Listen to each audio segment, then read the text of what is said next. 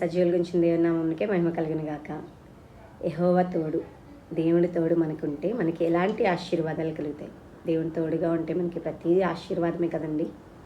దేవుని తోడు ఉంటే ఎలాంటి ఆశీర్వాదాలు కలుగుతాయి. బైబిల్లో ఇద్దరు మనుషులు నేను మీకు జ్ఞాపకం చేయాలనుకుంటున్నాను.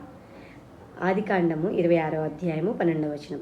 ఇస్సాకు ఆ దేశమందున్న వాడై విత్తనం వేసి ఆ సంవత్సరము నూరంతల ఫలము పొందెను. యెహోవా అతన్ని ఆశీర్వదించెను గనుక ఆ మనుష్యుడు గొప్పవాడాయను. ఇస్సాకు ఇక్కడ గొప్పవాడిగా కనిపిస్తున్నాడు. నూరంతల ఫలం పొందుకున్నాడు. ఎందుకు? యెహోవా అతన్ని ఆశీర్వదించాడు. దేవుడి తోడు అతనికి ఉంది. ఇంకొక వ్యక్తి గురించి చూద్దాము. ఆదికాండము 39వ అధ్యాయము 3వ వచనం. యెహోవా అతనికి తోడై ఉండేననియు అతడు చేయనిదంతయు అతని చేతిలో యెహోవా సఫలము చేయననియు అతని యజమాని చూచినప్పుడు. ఇక్కడ ఎవరండి?